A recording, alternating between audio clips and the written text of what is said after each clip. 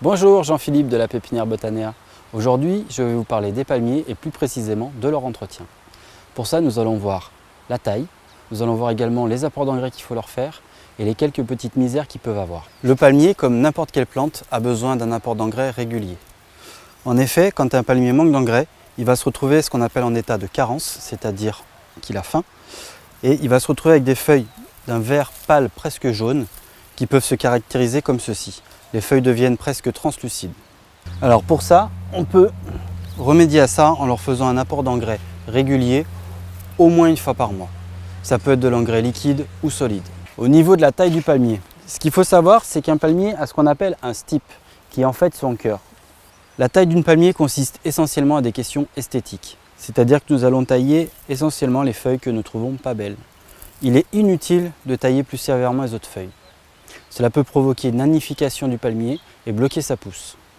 Au niveau des maladies, il n'y a pas beaucoup de problèmes sur les palmiers. Ce que vous allez rencontrer essentiellement, ça va être de la cochenille, c'est les petites bêtes blanches farineuses qui vont se retrouver à l'intérieur des tiges, et également le brontispa qui lui peut être un petit peu plus problématique puisqu'il va se loger au niveau du cœur du palmier et manger celui-ci.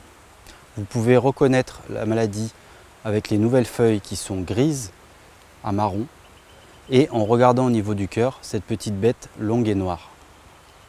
Pour ça, vous pouvez effectuer un traitement avec un insecticide à spectre large, polyvalent.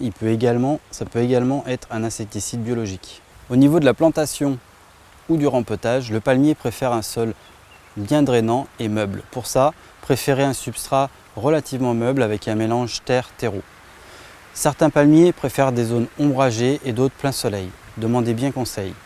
Vous avez aussi certains palmiers qui vont demander un petit peu plus d'eau. Il faudra donc adapter leur plantation à leurs besoins. Voilà, c'était mes conseils pour l'entretien de vos palmiers. Vous pouvez retrouver tous nos palmiers dans notre pépinière ou sur notre site internet www.botanea.nc et également chez nos partenaires. À bientôt dans notre pépinière.